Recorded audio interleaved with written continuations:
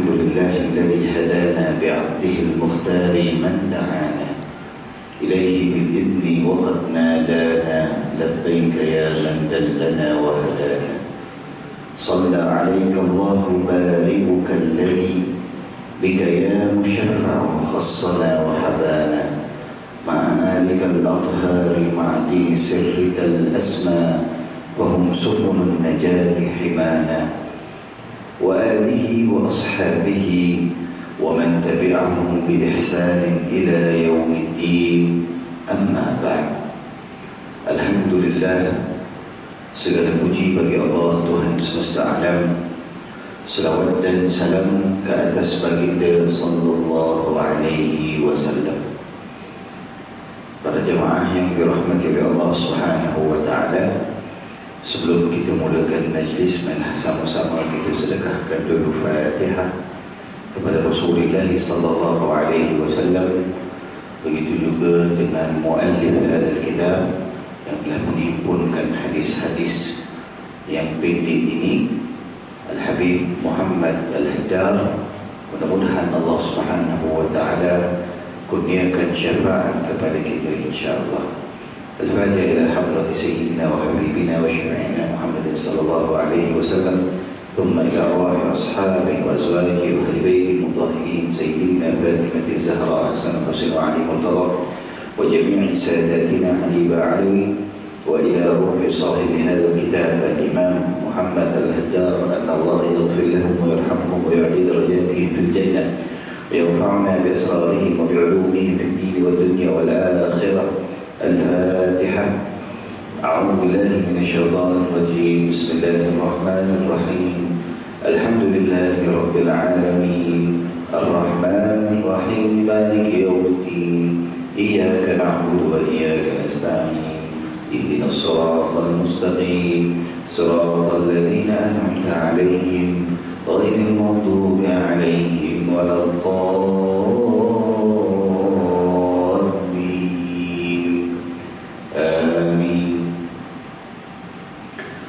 المصنف رحمكم الله ونفعنا بالعلوم في الدارين آمين. Hadis yang ke-16. Qala Rasulullah sallallahu alaihi wasallam, "Idza ata ahadakumul ghaita fala yastaqbilul qiblata ولا يولها ظهره ولكن شركوا أو وروا." Hadis rawahul Bukhari. Nabi sallallahu alaihi wasallam, antara rahmat Nabi sallallahu alaihi wasallam yang tidak pernah terputus, sehingga kan perkara yang paling jijik sekalipun diajarkan oleh baginda sallallahu alaihi wasallam, agar walaupun dilihat secara zahirnya ianya jijik, tetapi apabila dilaksanakan dengan sunnah maka ianya akan mendapat pahala. Dan ianya adalah ketika mana kamu masuk ke dalam tandas. Baik, Nabi sallallahu alaihi wasallam mengajarkan satu perkara. Kata Nabi sallallahu alaihi wasallam, "Idza ata ahadakum al-ghaita," apabila kamu itu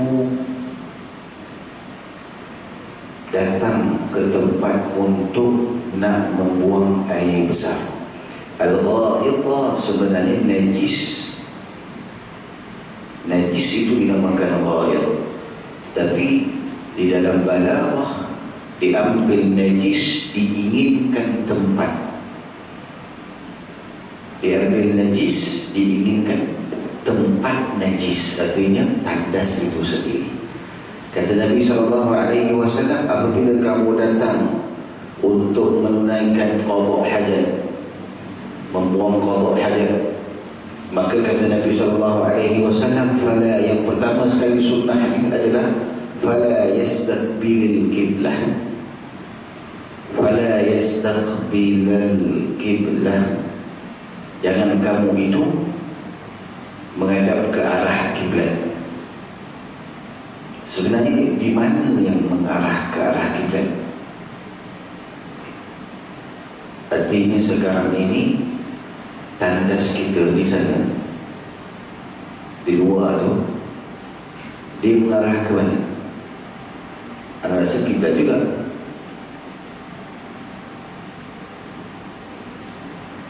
Nah, saya tahu kan? Tandas kita ke luar tu, yang sekarang tengah tutup.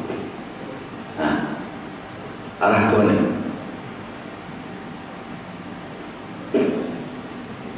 Kiblat, betul? Arah ke sini.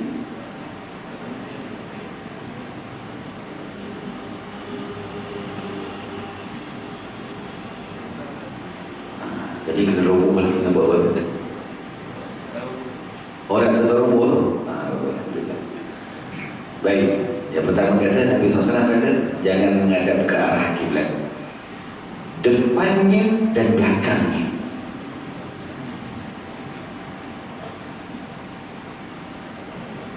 Faham tuan? Depannya dan belakangnya. Sekarang ni kalau saya duduk macam ni, ke tandas tadi, belakang saya pada kiblat pun tak boleh. Saya pusing macam tuan-tuan dulu, depan saya menghadap ke arah kiblat pun tak boleh. Jadi ini yang pertama sekali. Sebab itu dalam pembinaan rumah, yang pertama sekali lihat pada tandasnya supaya tidak kena pada kiblat. Tapi kalau kita sekarang dah tak nak buat apa lah, rumah semua dah siap-siap macam tu. Kalau rumah kat kampung lah, kalau balik nak buat kampung ke apa, cari dulu mana kiblat, arah kiblat, okey, baru alihkan tandas tu ke kanan ataupun ke kiri. Dia kata wala yastaqbilul kiblah, yang pertama. Yang kedua, wala yuwalliha dhahrahu, jangan kamu menghadap macam saya sekarang ni. Mana baik? Artinya zahar saya menghadap ke arah kiblat. Itu pun tak boleh. Okey, baik. Yang ketiga kata Nabi SAW, kalau yang di depan tak boleh, ke belakang pun tak boleh. Jadi nak buat macam mana? Walakin syarraku aw gharrabu, akan tapi miringkanlah ke arah timur ataupun ke arah barat. Miringkan. Jadi jangan bagi tegak untuk menghadap kiblat, miring sedikit pun dah kira okey. Boleh tuan-tuan Jadi kalau nak buat, ingat, nak buat rumah, yang pertama sekali lihat pada tandasnya. Baik. Kemudian di sini Nabi SAW meletakkan fala yastaqbilul kiblah, maka jangan kamu, baik, kalimah jangan ini apakah haram? Apakah ianya hanya makruh ataupun bagaimana? Kata Nabi sallallahu para ulama, Imam Nawawi radhiyallahu taala di dalam Majmu' menyebutkan seafdal-afdalnya adalah untuk kamu ke kanan ataupun ke kiri. Jika sekira mana rumah itu sudah siap dan kamu tidak ada choice untuk nak memilih, maka hukumnya hanya makruh sahaja. Hukumnya hanya makruh sahaja. Baik. Itu hadis yang ke-16. Hadis yang ke-17. Kata Nabi sallallahu alaihi wasallam, "Idza ahabba Allahu qauman ibtalahum." Hadis Allah Al-Baihaqi sahih. Kata Nabi SAW, apabila Allah Subhanahu wa ta'ala mencintai hamba-Nya, apabila Allah Ta'ala cinta kepada hamba, kita semua ni hamba. Jadi Allah Ta'ala kata, kalau aku cinta hamba, aku nak tengok setara mana cintanya hamba kepada aku. Jadi aku uji mereka sedikit, kata Allah Subhanahu, kata Nabi SAW, aku Allah Ta'ala akan uji hamba-hambanya kalau hamba itu dicintai oleh Allah. Jadi para hadirin hadirat, setiap ujian, kullul musibah, setiap, sawa'un kana qalilan aw kathiran, sawa'un kana kabiran aw saghiran, sama ada besar, sama ada sikit, sama ada banyak, sama ada kecil, kesemua musibah Allah Ta'ala sebut dalam surah Al-Darun, wa ma min musibatin, tidak ada min musibah. Kalimah min itu nafi, datang padanya takkid, menunjukkan kesemuanya. Tidak ada yang tidak termasuk di dalam musibah. Semua musibah. Wa ma min musibatin illa bi'idznillah. Semuanya datang dengan izin Allah Subhanahu wa ta'ala.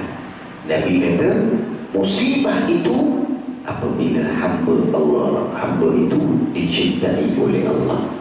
Jadi bagaimana Allah Ta'ala nak lihat? Apakah cara Allah Ta'ala nak mengukur hamba itu cinta kepada dia ataupun tidak? Allah lihat kepada selepas daripada musibah.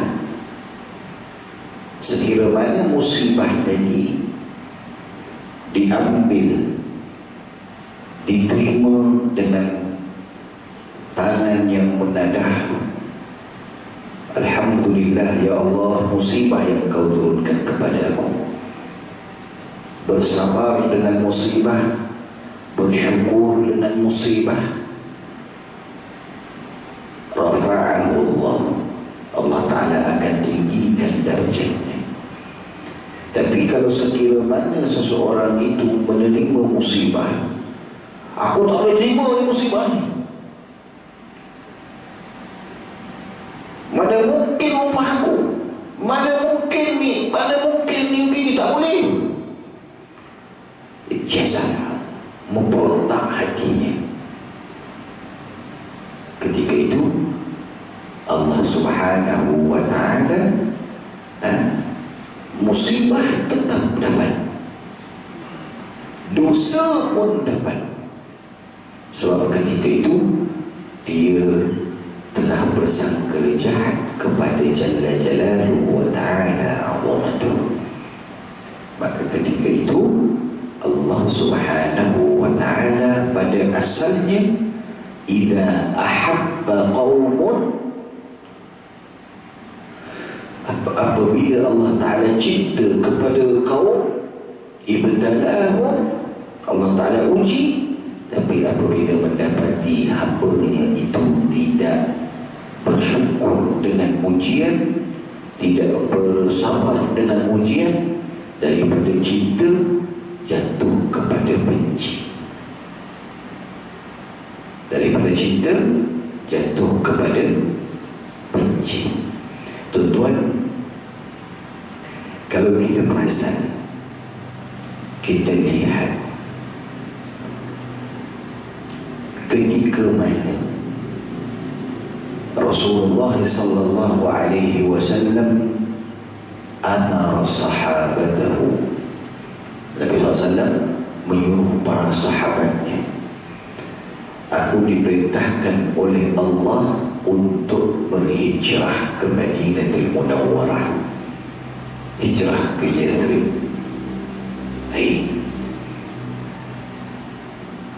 Hijrah ni tuan-tuan untuk lari daripada darul kufar ila darul iman, daripada negara orang kafir kepada negara yang bakal menjadi negara Islam. Ketika itu keluarnya mereka itu seolah-olah habis dah Mekah, aku dah kira seolah-olah aku akan tinggalkan Mekah selama-lamanya, aku akan pindah, kita kata migrate lah, migrate pergi ke suatu negara. Baik, apabila kamu migrate pergi ke suatu negara tadi, ketika mana dalam keadaan kebanyakan sahabat Nabi semuanya miskin, adalah beberapa kerat yang Masya Allah. Jadi mereka pergi pindah ke Madinatul Munawwarah dalam keadaan tak ada baju, tak ada kain, tak ada apa, tak ada makanan, tak ada apa, semua tak ada. Apa yang ada mereka tinggalkan di Mekkatul Munawwarah, Mekkatul Mukarramah. Mereka tinggalkan semuanya. Mereka pergi supaya mereka dapat keluar daripada darul kufar. Baik, ketika perintah sampai kepada Rasulullah dan Rasulullah beritahu kepada para sahabat, berapa ramai juga yang memberontak.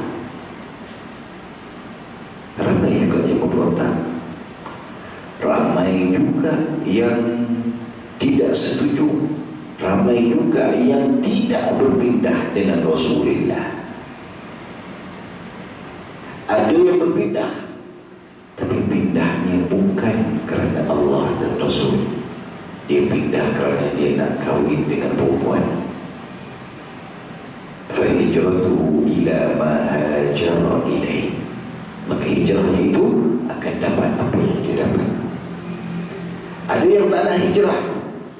Sayyidina Abbas radhiyallahu ta'ala pakcik Rasulullah itu tidak pindah, tapi Nabi SAW suruh dia duduk dekat Mekah untuk menjadi mata-mata ataupun spy Rasulullah SAW di Mekah.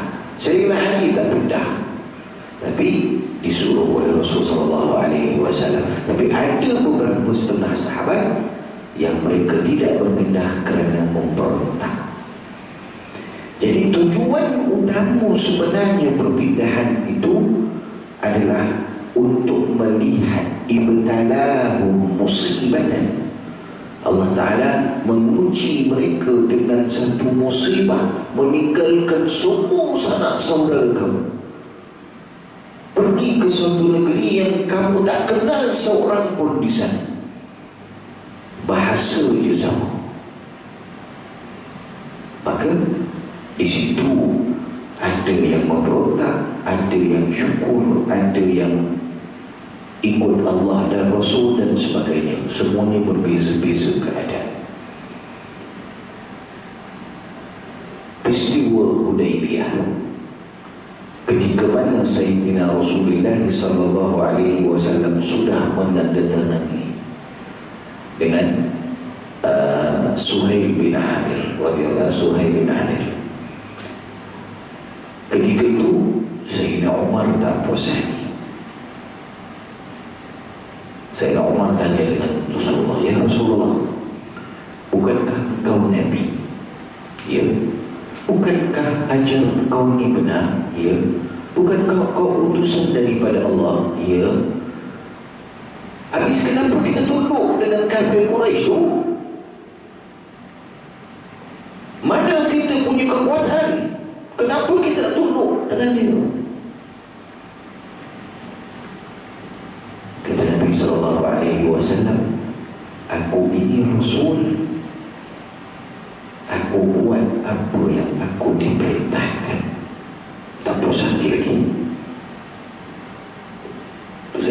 Sayyidina Abu Bakar, Sayyidina Umar ni, tak boleh. Sebab dia kan pemarah sikit. Dia pergi jumpa dengan Sayyidina Abu Bakar. Ya Abu Bakar, bukankah agama kita benar? Betul. Bukankah Nabi-Nabi yang benar? Betul. Ada wahyu dari Allah. Ya betul. Tapi kenapa kita tunduk pada kafir ni? Sebab perjanjian itu tidak menguntungkan langsung berat sebelah lah kita katakan. Jadi orang Islam tak dapat apa pun, tapi mereka tak tahu yang menyetujui itu datangnya daripada Allah Subhanahu wa ta'ala. Tempoh 10 tahun, tapi hanya berhasil 2 tahun 4 bulan.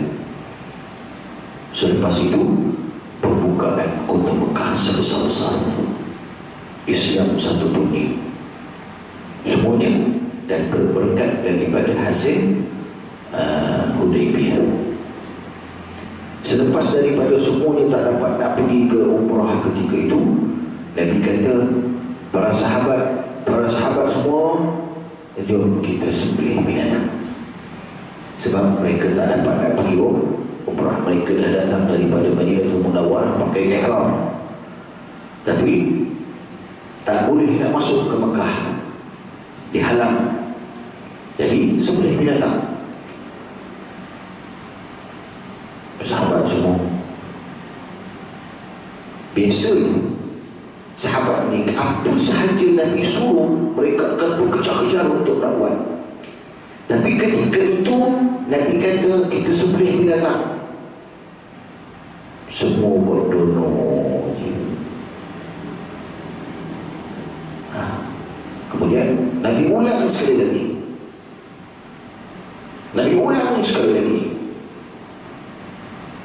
Nabi pun seorang manusia juga.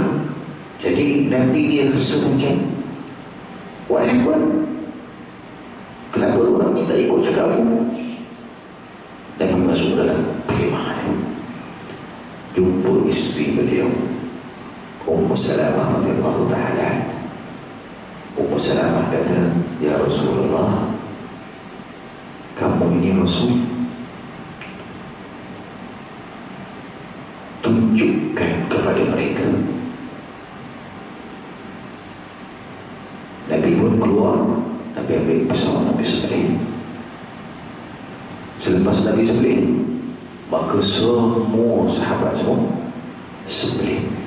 Jadi di sini nak dikatakan Nabi Allah Ta'ala sayang kepada hamba-hambanya.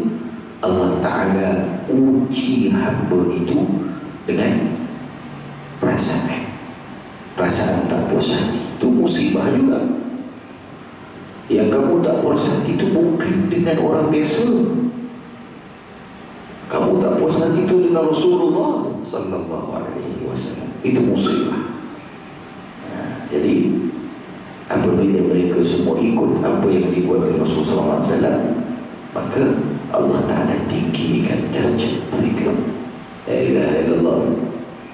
Baik, hadis selepasnya, hadis yang ke-18.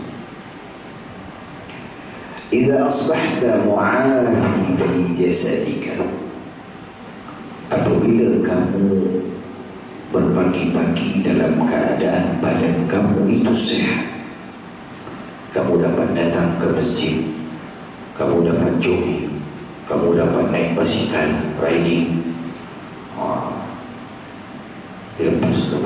Lepas sembahyang ni orang pergi riding kan?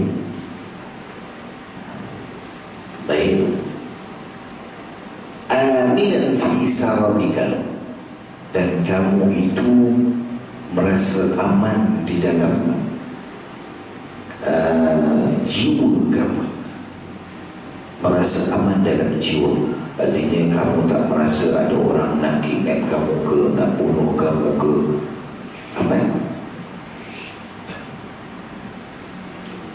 Indaka quta yaumika, dan kamu juga merasa selesa sebab kamu ada pada kamu makanan harian kamu. Kamu tak takut? Oh, hari ini ada makan, alhamdulillah.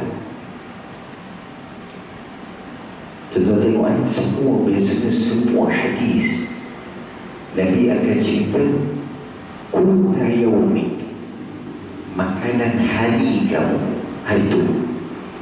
Nabi tak cerita makanan besok, makanan lusa, makanan tulang. Tak ada. Semuanya makanan hari itu. Jadi Nabi nak kata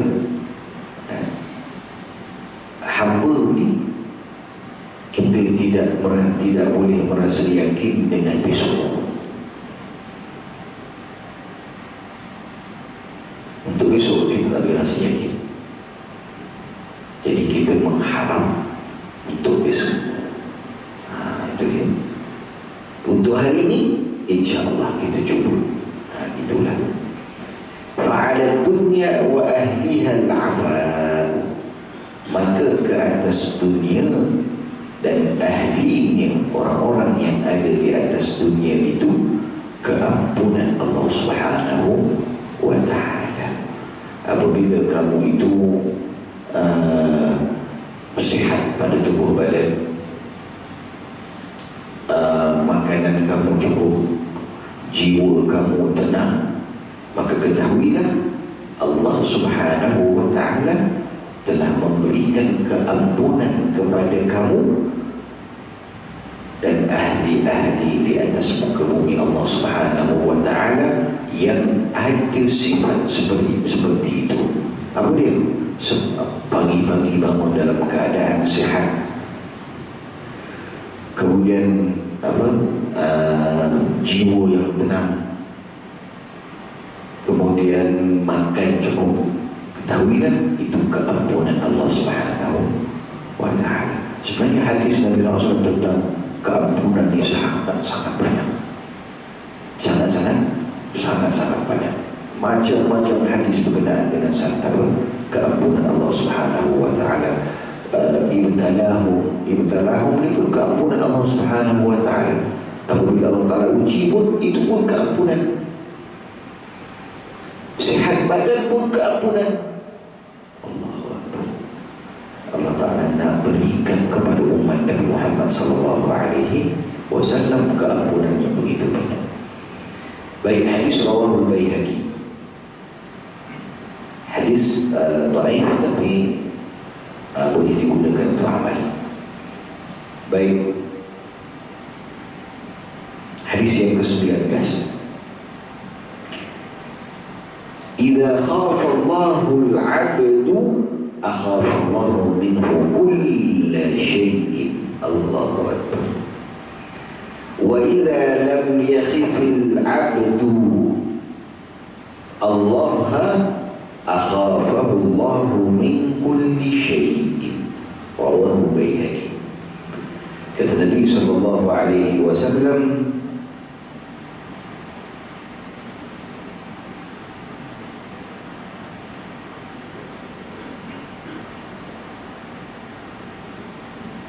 idza khafa al-'abdullah, apabila seseorang hamba itu takut kepada Allah, nescaya Allah Subhanahu wa ta'ala akan menjadikan semua makhluk takut kepada hamba tersebut.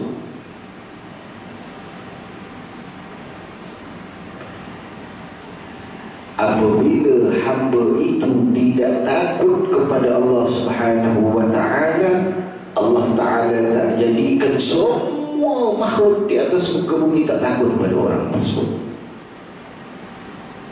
Boleh faham tuan? Apa yang Nabi SAW nak cerita ni adalah apabila di dalam hati seorang mukmin itu yang ada pada dirinya, jiwanya hanya Allah,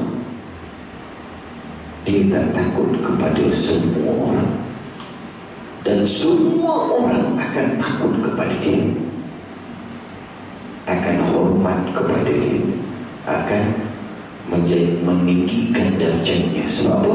Dalam dirinya Allah tidak ada makhluk yang memberi bekas Allah, yang memberi ta'thir Allah, yang mendatangkan kemudaratan, kemanfaatan Allah.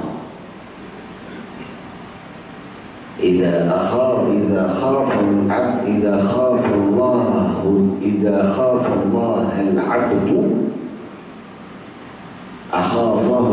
أخاف الله منه كل شيء. Allah Ta'ala akan menjadikan semua makhluk takut kepadanya. Wa idza lam yakhif al-'abdu Allah, itu tuan dalam baca hadis ni, dia salah baris, dia salah makna. Jadi apabila Allah Subhanahu wa Ta'ala, makhluk tadi tidak takut kepada Allah Subhanahu wa Ta'ala, hamba tadi kata, bukan dia tak takut, bukan cerita tak takut ni, aku tak takut dengan Allah Ta'ala, bukan.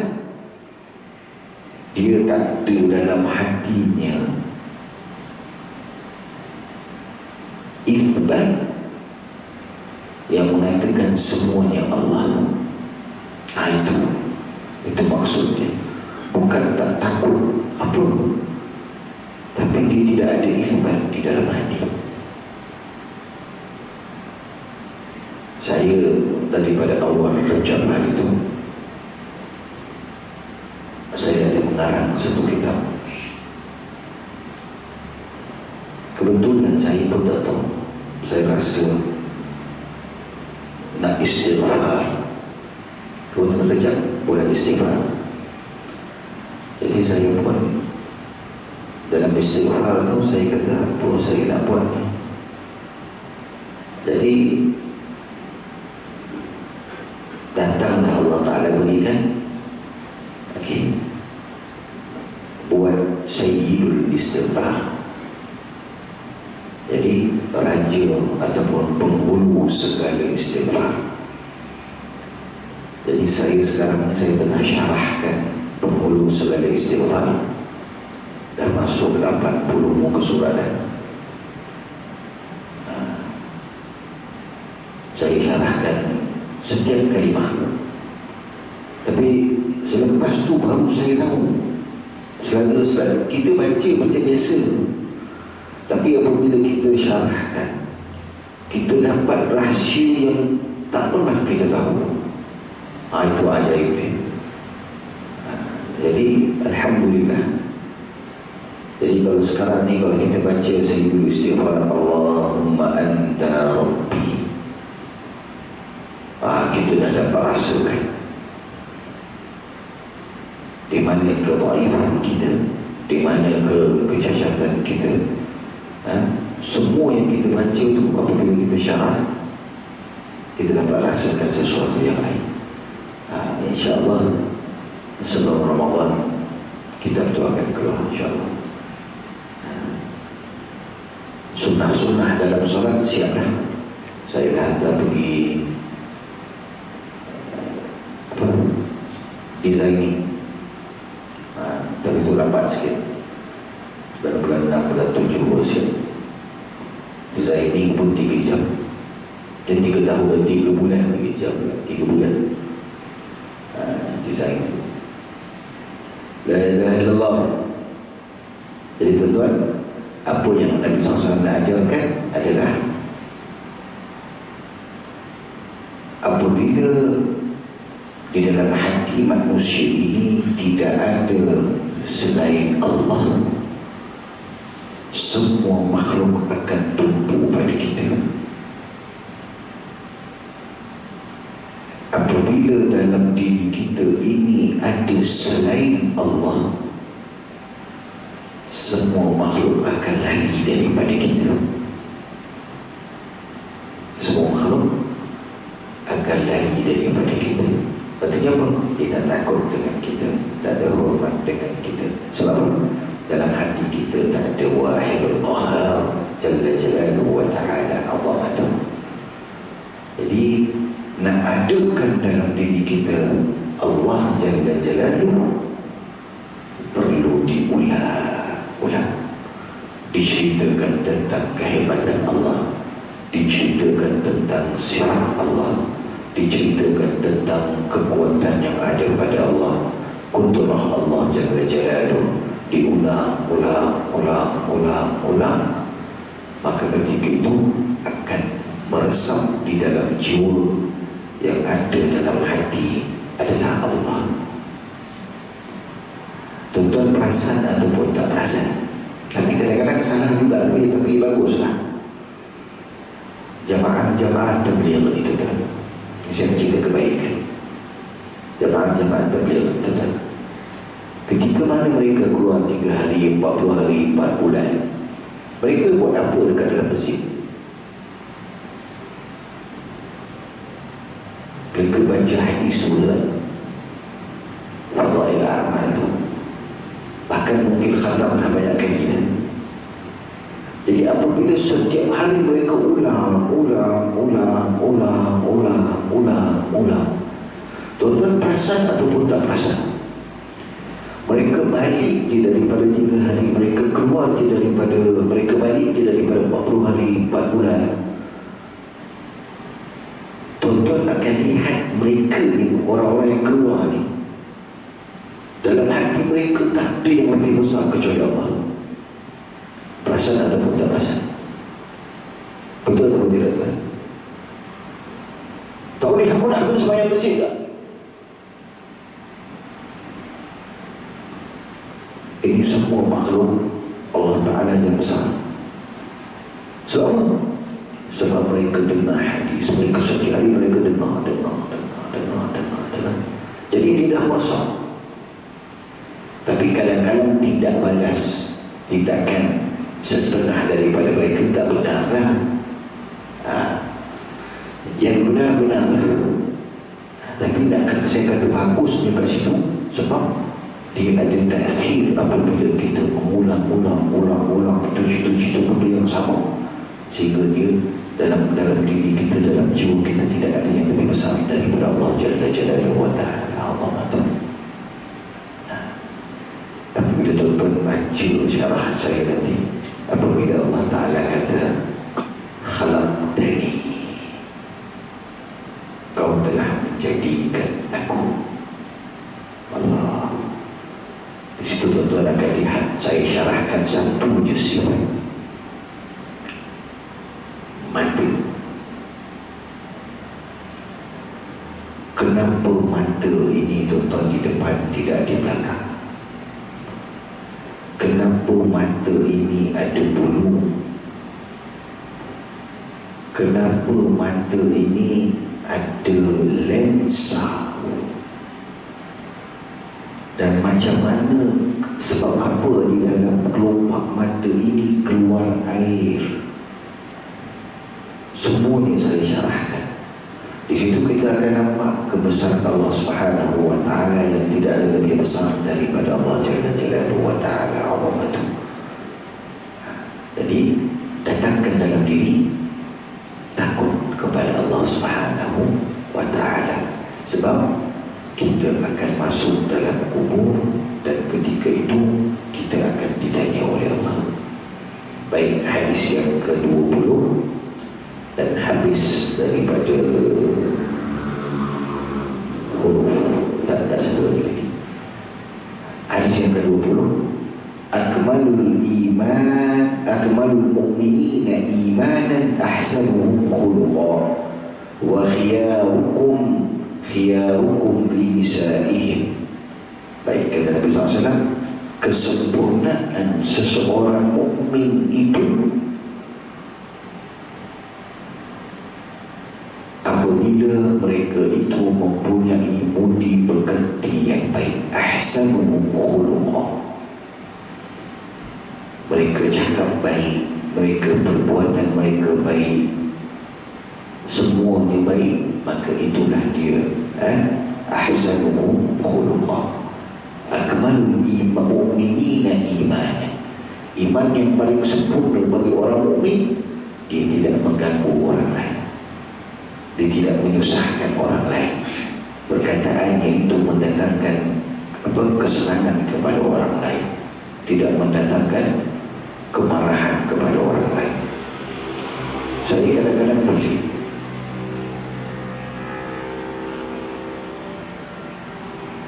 Ini sekarang viral tuan-tuan kat dalam Facebook. Tapi saya pun malas. Tapi saya tengok satu perkataan tu saya tak tengok lah.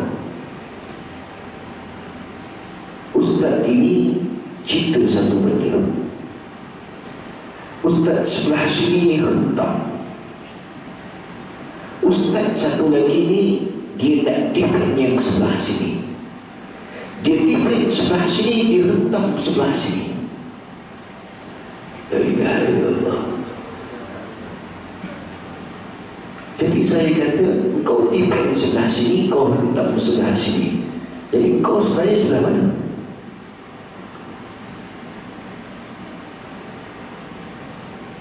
Dia nak defend sebelah sini, tapi hentam sebelah sini. Jadi kau ni seolah-olah sebelah sini juga. Dengan perkataan yang kesannya, dengan la haula wala quwwata illa billah. Jadi rusak nama ulama-ulama ni apabila mereka memikirkan hawa nafsu tidak kepada jalan yang ditujukan oleh Rasulullah SAW. Iman yang sempurna, akhlak yang baik. Dan kata Nabi SAW, dan yang paling baik daripada kamu semua adalah orang yang paling berbuat baik kepada isteri-isteri mereka. Paling baik adalah orang yang berbuat baik kepada isteri mereka. Jadi Allah Subhanahu wa ta'ala muliakan kita dengan kita mempunyai isteri. Ikutlah isteri ke isteri ke ikutlah. Tapi tuan-tuan semua sebenarnya tuan-tuan semua dah kahwin 3 tak? Sebabnya apa? Isteri. Sebetulnya iswan baru satu. Istu dengan isteri. Jadi al-Quran yang paling baik berbuat baik kepada isteri. Jadi mudah-mudahan nasihat ini daripada Rasulullah untuk diri saya, tuan-tuan semua dan seluruh masyarakat kita, berbuat baik dengan perkataan, dengan mulut kita, dengan tubuh badan kita, berbuat baik kepada isteri kita. Sebab isteri kita lah yang akan hidup bersama dengan kita. Baik tuan-tuan, cukup kita sampai itu. Hadis tadi hadis sahih yang diriwayatkan oleh Imam Al-Baihaqi. Baik, ada soalan-soalan yang lain? Buka soalan sebelum kita akhir majlis. Ustaz, Tuan-tuan, hari ini hadis banyak dari Al-Baihaqi. Boleh Ustaz, Al-Baihaqi ni dia muhadis itu betul Ustaz? Imam Al-Baihaqi ini antara muhadisin, Masya Allah, dia ada mengarang Sya'abul Iman. Apa nama ini? Sya'ab ni jalan-jalan seseorang itu nak mendapatkan iman. Dia ada Sunan Baihaqi. Imam Baihaqi adalah salah seorang imam muhadisin pada tahun 300 lebih. Lepas daripada Bukhari, lepas daripada Muslim apa semua. Imam Baihaqi ni, kalau sekira mana tak ada Imam Baihaqi, ini ulama kata, nescaya tak adalah mazhab Imam Syafi'i. Sebab semua mazhab Imam Syafi'i dalilnya banyak diambil daripada, ataupun Imam Baihaqi lah yang mendalilkan semua mazhab Imam Syafi'i itu. Jadi dialah yang telah memberikan khidmat untuk mentangkihkan, membersihkan, membetulkan semua mazhab Imam Syafi'i adalah Imam Al-Baihaqi radhiyallahu ta'ala. Imam Al-Baihaqi banyak kitab dia, kadang-kadang sampai dia punya hadis dia Sunan Baihaqi ni ada Kubra, ada Sughra. Baihaqi Kubra ni lebih kurang dalam dekat 300,000 hadis. Imam Baihaqi, imam yang besar, Masya Allah. ada kadang-kadang dia gini lah, saya menganggap tuan baik, tapi tuan menganggap tuan ni tak baik. Faham tak? Jadi saya menganggap dia baik. Jadi saya dalam hadis saya kata saya ambil daripada si fulan.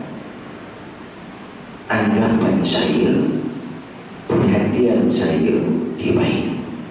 Jadi hadis saya sahih mengikut saya. Tuan kata, kamu ni wahai Baihaqi, kamu ambil daripada si fulan. Si fulan ni tak bagus. Fulan ni akal dia tu tak betul sikit.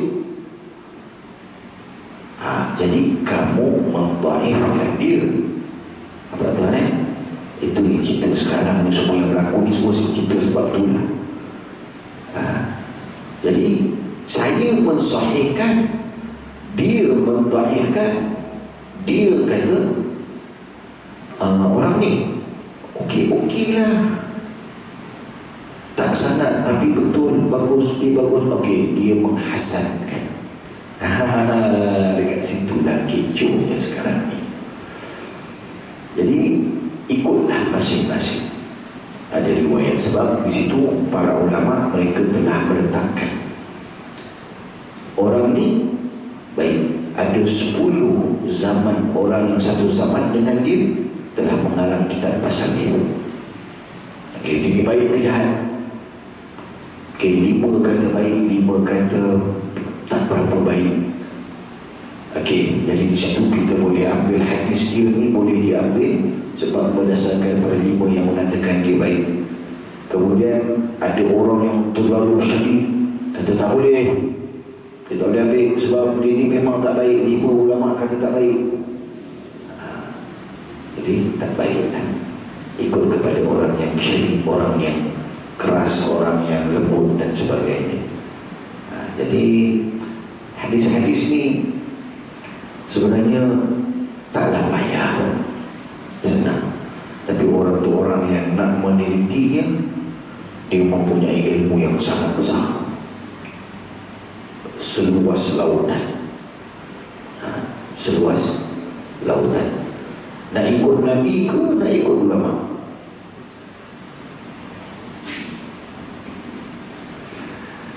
Ini kecoh sekarang kat dalam. Nak ikut Nabi ke ikut ulama?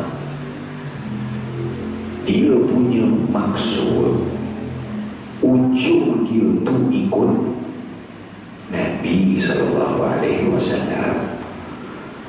Tapi setiap hadis kan pasti ada syarah. Pasti ada syarah. Siapa syarah? Para ulama ridwanullahi alaihim ajmain, mereka lah yang syarahkan hadis tu. Jadi kita ikut pendapat mereka sebab mereka lebih dekat dengan Rasulullah SAW. Kita dah 1,400, orang 300 je.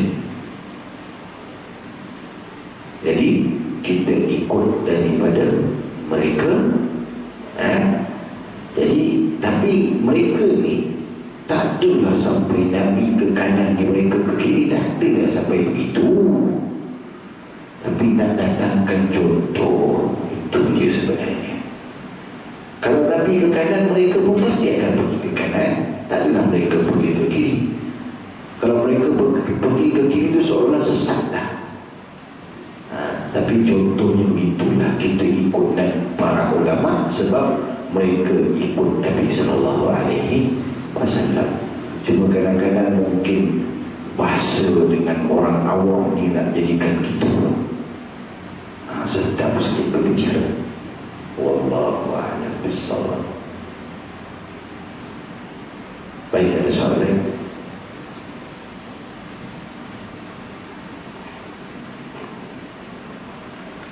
Tak ada soalan? Tak ada soalan, kita akhiri dengan doa insyaAllah. Bismillahirrahmanirrahim. Rabbana anfa'na bima 'allamtana wa bi'allimna alladhi yanfa'una rabbi faqihna wa faqih ahlana wa qarabatina fi dinina ma'a ahli qudri unza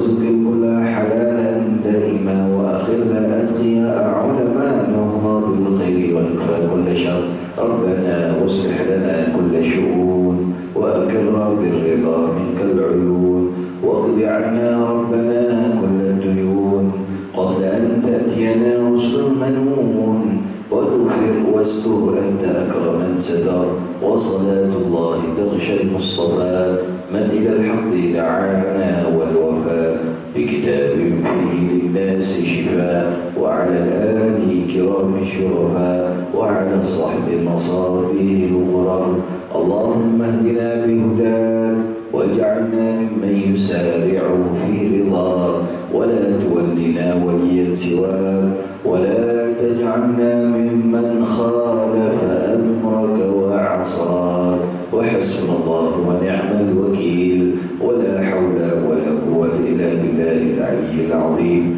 سبحانك اللهم وبحمدك أشهد أن لا إله إلا أنت أستغفرك وأتوب إليك بسم الله الرحمن الرحيم والعصر إن الإنسان لفي خسر إلا الذين آمنوا وعملوا الصالحات وتواصوا